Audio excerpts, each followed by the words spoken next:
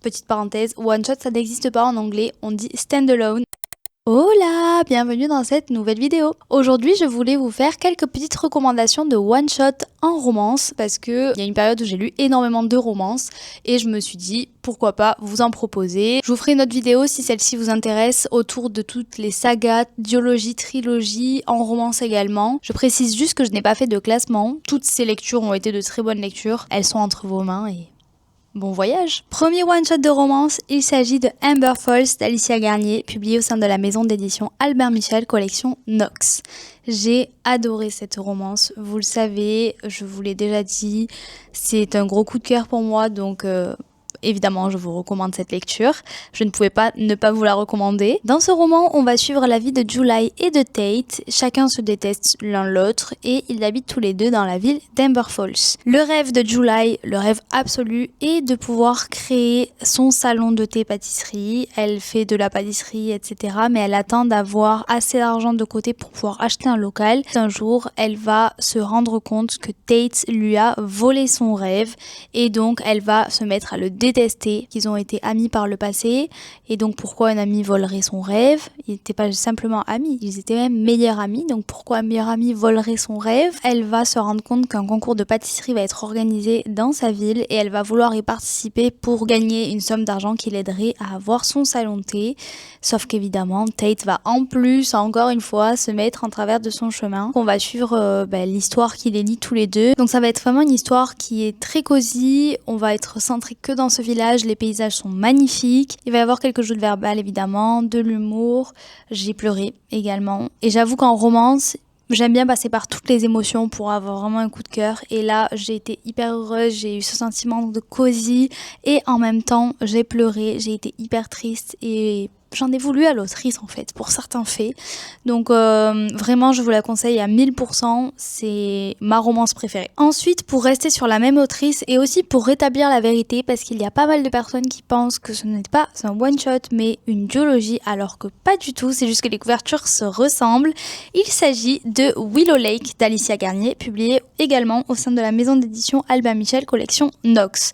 Donc vous voyez, la couverture ressemble beaucoup à celle d'Amber Falls, juste les couleurs sont différentes et les éléments dessus sont différents. Ces histoires n'ont rien à voir, elles ne sont pas dans le même univers, elles ne parlent pas des mêmes personnages ou de personnages secondaires, elles n'ont vraiment rien à voir. Maintenant que c'est dit, il s'agit de ma dernière lecture, donc c'est tout frais dans ma tête et j'ai vraiment beaucoup aimé. Ici, on va suivre Raphaël et Fallon qui se sont rencontrés à l'âge de 17 ans à Willow Lake, donc dans cette petite ville / village. Willow Lake, c'est vraiment une ville qui me donne très envie pour y vivre. C'est une ville qui est factice, donc je ne pourrais pas y vivre, mais c'est vrai que de ce qui est décrit, ça m'a apporté une sorte de havre de paix et j'aurais vraiment beaucoup aimé que cette ville existe vraiment pour que je puisse y habiter parce que les paysages étaient vraiment très bien décrits et j'avoue que j'adore tous les endroits qui sont très calmes, à la campagne, un peu isolés, etc. Donc là, ça m'a vraiment donné envie d'habiter là-bas. Comme je vous le disais, Rafe et Fallon se sont rencontrés à l'âge de 17 ans et ils sont tombés éperdument amoureux.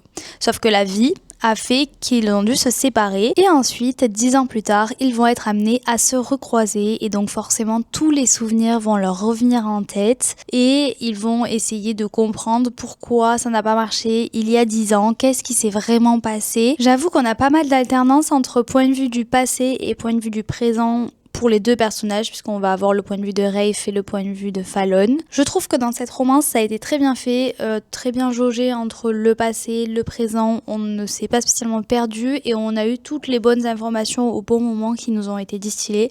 Donc je trouve que c'était vraiment très intéressant. À partir de la moitié du roman à peu près, on découvre des éléments qui font que ça rajoute encore plus de tension et d'intrigue.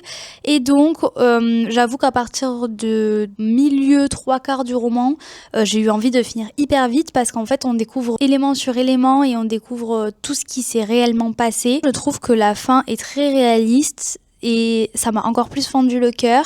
C'est pas une sad end ni quoi que ce soit, c'est juste la manière dont les sujets sont abordés, etc. qui m'ont vraiment fait encore plus pleurer que ce que je ne pleurais déjà à la fin de ce roman. Roman suivant qui sera idéal à lire en été ou même au printemps, donc à partir de maintenant. C'est vrai que moi je l'avais lu l'été dernier et je l'avais adoré. Il s'agit de Un été à New York de Alex Aster, publié au sein de la maison d'édition Lumen. Je l'ai trop aimé. Dans cette histoire, on va suivre Ella qui est scénariste de film, mais elle est complètement en panne d'inspiration. Sauf qu'elle doit rendre son manuscrit, scénario, je sais pas trop comment on dit, dans 2 mois. Donc vraiment, c'est la fin du monde pour elle, c'est la catastrophe. Donc elle décide de retourner à New York pour essayer de retrouver l'inspiration, la ville dans laquelle elle s'était promise de ne jamais remettre les pieds. En plus de ça, comme si la vie avait une dent contre elle, elle se retrouve à avoir pour voisin le célibataire le plus en vogue de la ville, qui n'est autre que Parker Warren, avec qui elle a eu un accrochage il y a 2 ans, donc depuis elle ne le porte pas spécialement dans son cœur. Réunis malgré eux, Parker Warren va accepter de l'aider dans ce challenge de retrouver l'inspiration à New York, et donc ils vont passer énormément de temps ensemble pour l'aider à retrouver l'inspiration pour son scénario, et je trouve que c'est vraiment une romance qui est toute douce, toute mignonne, hyper cosy, mais qui se déroule à New York en plein été, et j'ai trop aimé la vibe du roman, la romance en elle-même, et en plus elle est scénariste de film, donc globalement c'est comme si elle était autrice. J'ai trop aimé parce qu'elle passe son temps à écrire dans des cafés, autour de pâtisseries, enfin bref, j'ai trop aimé. Elle a vraiment des petits rituels cosy dans la vie de tous les jours qui font que moi ça m'a apaisée, parce que j'aime beaucoup avoir beaucoup de rituels aussi, donc je me suis beaucoup retrouvée en elle et ça m'a fait très plaisir, donc je vous conseille cette lecture. Roman suivant qui m'a fait pleurer toutes les larmes de mon corps, et c'est une lecture que je vous recommanderai toujours, même si c'est une lecture qui vous fera forcément pleurer. Il s'agit du roman Tous nos lendemains de Lily Bay, anciennement Lily Blabla, publié au sein de la maison d'édition Hugo Roman. Waouh!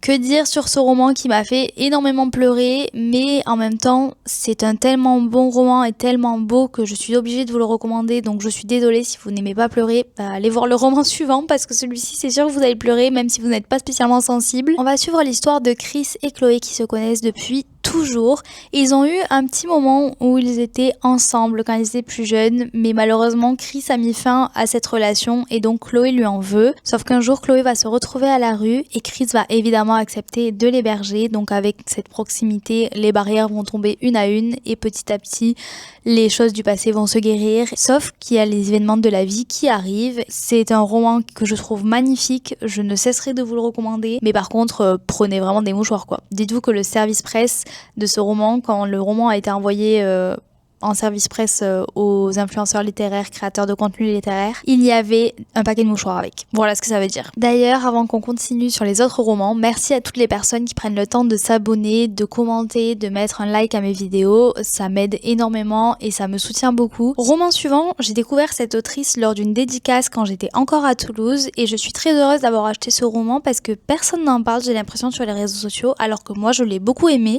Donc je suis très contente de vous le recommander aujourd'hui. Il s'agit du roman High Lover de Rose Mia, publié au sein de la maison d'édition Hugo Roman. Dans ce roman, on va suivre Anaïs qui est française et qui va enfin réaliser son rêve, partir travailler à New York dans le secteur de la voile. J'avoue qu'il y a beaucoup de romans avec New York quand même. Petit problème, c'est qu'elle est complètement désorganisée dans sa vie en général et aussi dans le travail. Un jour, Arthur, son collègue, va lui proposer de l'aide, sauf qu'elle n'aime pas spécialement Arthur et c'est vrai qu'au travail, il n'y a pas grand monde qui l'apprécie parce qu'il envoie des pics à tout être humain qui passe sur son chemin. Il est un petit peu méchant avec tout le monde, donc personne ne l'apprécie vraiment et donc quand il va lui proposer son aide, elle va être assez étonnée et son objectif principal va être de le fuir, sachant que lui, il est high performer. Les high performers sont des personnes qui mettent en priorité absolue de leur vie la performance et qui font tout pour être le plus performant possible dans leur vie. Au bout d'un moment, sa désorganisation à Anaïs va être tellement légendaire qu'elle va se résigner et elle va se dire ok, j'ai besoin de l'aide d'Arthur. En échange de l'aide qu'il lui propose, évidemment, il lui propose de devenir sa fausse petite amie lors d'un repas de famille. Ici, elle va accepter et il va y avoir quelques découvertes. Ça m'a fait pleurer alors que vraiment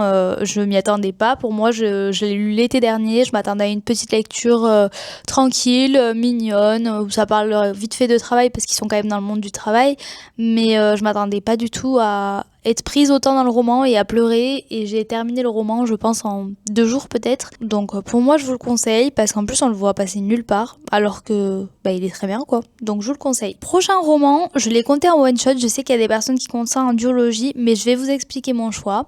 Il s'agit du roman Ces mots que nous taisons d'Agi Brumschmidt, publié au sein de la maison d'édition Hugo Roman. Pour celui-ci, il y a le tome 1 entre guillemets, qui est sorti Ces mots que nous taisons. Et il y a également un autre tome dans le même univers qui est sorti, donc Ces silences que l'on regrette, qui est sorti récemment et ça a été une de mes dernières lectures également.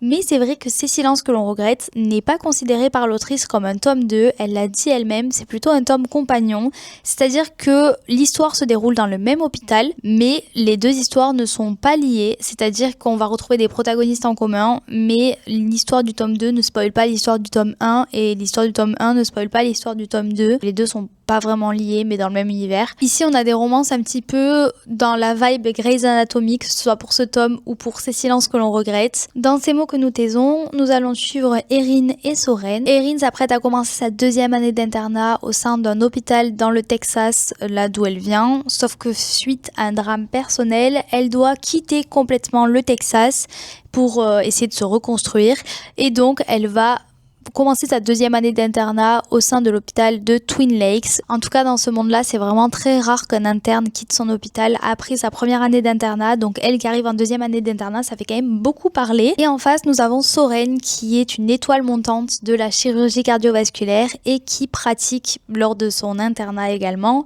à Twin Lakes. Sauf que il va voir Erin arriver dans son service avec ses talents exceptionnels et il va avoir peur pour sa carrière. Il va avoir peur d'être un peu mis au placard et d'être invisibilisé par cette femme qui a de talents extraordinaires dans la chirurgie cardiovasculaire. Il va y avoir rivalité, coups bas et également potentiellement coup de foudre entre les deux. Donc vraiment, je l'ai beaucoup aimé et j'ai trouvé que c'était hyper intéressant et très Grey's Anatomy vibes. Alors moi qui avais adoré Grey's Anatomy. Voilà, il y a peut-être 2 ou 3 petits détails de chirurgie dont j'aurais pu me passer parce que j'ai trouvé que c'était très décrit, mais sinon j'ai beaucoup aimé et je vous le recommande fortement. Et au pire des cas, les passages où c'est un petit peu trop décrit pour 1 ou 2 opérations, bah vous les zappez quoi. Dans ce tome compagnon, on va suivre 2 personnages, Eugénie et Alfie. Eugénie est française, elle vient de la Provence et elle décide suite à une rupture amoureuse de tout quitter et de faire son internat aux États-Unis grâce à un programme de son école. Et elle débarque à Twin Lakes. Dans tout ce qui est relations amoureuses, elle s'est jurée de ne plus rien attendre de personne, donc elle est assez barricadée on va dire. Et en face, on a Alfie qui est également chirurgien et qui lui a connu une grande déception amoureuse également qui fait qu'il a énormément de cicatrices. Dès qu'il y a un petit rapprochement entre les deux qui s'attirent énormément. Il y a des étincelles et il y a aussi toutes les cicatrices de leur passé qui remontent à la surface et qui sont complètement dépassées. À chaque fois, ils choisissent la fuite. Et donc, globalement, dans ce roman, 2 grandes questions subsistent. Premièrement, Alfie, dès qu'il est face à une situation qui ressemble un petit peu à de l'engagement, de l'amour, etc., pourquoi est-ce qu'il se renferme? Pourquoi est-ce qu'il ne dit pas ce qu'il a sur le cœur? Pourquoi il fuit sans cesse? Comme si le fait de penser à une relation amoureuse était un risque beaucoup trop grand. Et 2e question, comment Eugénie pourrait-elle de nouveau croire en l'amour alors que quand elle l'aime, elle ne s'est aimée qu'en s'effaçant elle-même? Un jour, une patiente qu'ils ont en commun va faire ressurgir leurs blessures et ils vont avoir le choix entre soit les affronter, les assumer, en parler à l'autre et essayer de trouver quelque chose ensemble ou les fuir. Franchement, j'ai beaucoup aimé cette lecture. C'est vrai qu'elle n'avait rien à voir avec le tome 1 parce que même si on est dans le même hôpital, que les personnages sont sensiblement les mêmes, etc., les thèmes abordés n'étaient pas les mêmes. Donc j'étais très contente de retrouver cet hôpital, très contente de retrouver un petit peu la vibes Grey's Anatomy. Mais c'est vrai que l'histoire entre les deux n'a rien à voir. C'est vraiment beaucoup de blessures, plutôt à essayer de camoufler, combler, affronter, alors que dans le tome 1 il y avait beaucoup de coups bas, de rivalité, mais j'ai vraiment beaucoup aimé ces 2 lectures. Dernier roman que je vais vous proposer dans cette vidéo, ici c'est plutôt une lecture automnale, c'est pour ça que je l'ai mise à la fin parce qu'on n'est pas encore en automne, mais si vous n'êtes pas un mood reader et que vous voulez le lire dès maintenant, vous pouvez. Il s'agit du roman Falling Like Leaves de Misty Wilson. Je l'ai lu cet automne et j'avais beaucoup aimé, c'est vrai que j'en ai pas fait de retour je crois sur les réseaux sociaux, mais en tout cas je l'avais vraiment beaucoup aimé, donc je le conseille et je vais vous expliquer le résumé. On va suivre Elise qui habite à New York, plus précisément à Manhattan, avec ses parents et qui avait un été et une vie globalement très chargée. Son objectif était bien clair, se préparer absolument au concours d'entrée pour Columbia, sauf qu'un jour sa mère décide de l'embarquer de force avec elle et de l'amener à Bramble Falls, là où sa mère a grandi, pour une durée indéterminée.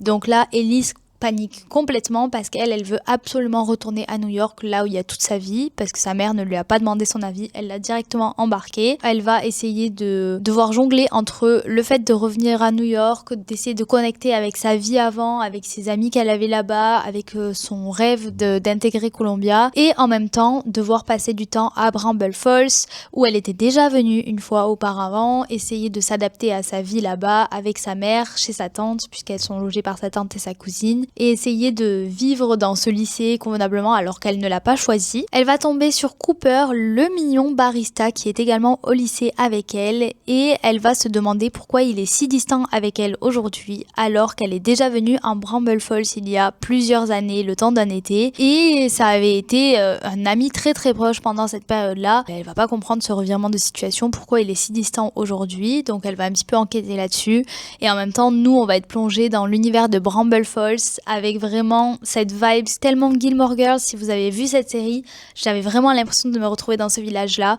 Il y a tout le temps des festivités autour de l'automne, il y a tout le temps des chasses aux citrouilles, de la cueillette de pommes, tous les habitants qui ont l'air de se connaître. C'est un village que j'ai trop aimé, et rien que pour la vibe cosy, j'ai tellement envie d'habiter dans ce petit village également. Et en plus, si vous voulez une petite romance entre adolescents, je vous la conseille également. Je ne vais pas en dire plus pour ne pas spoiler, mais évidemment, il va se passer pas mal de choses dans ce village et elle va se découvrir elle-même un peu plus en prenant le temps de vivre tout simplement, ce qu'elle ne faisait pas quand elle était à New York. Donc j'avoue que j'ai vraiment beaucoup aimé ce roman et honnêtement, je vous le recommande aussi. J'ai terminé pour mes recommandations de one-shot en romance. Je pourrais vous refaire une autre vidéo si vous voulez, comme celle-ci, avec les sagas, les duologies, trilogies, etc. en romance, mais également en fantasy, en parlant de cozy fantasy ou d'autres genres de fantasy que je suis en train de découvrir. Donc n'hésitez pas à me dire si cette vidéo-là vous plairait aussi. N'hésitez pas à vous abonner, à mettre un like, un commentaire. Et sur ce, je vous laisse. Je vous souhaite de très bonnes lectures et je vous dis à vendredi prochain pour une prochaine vidéo. Bye!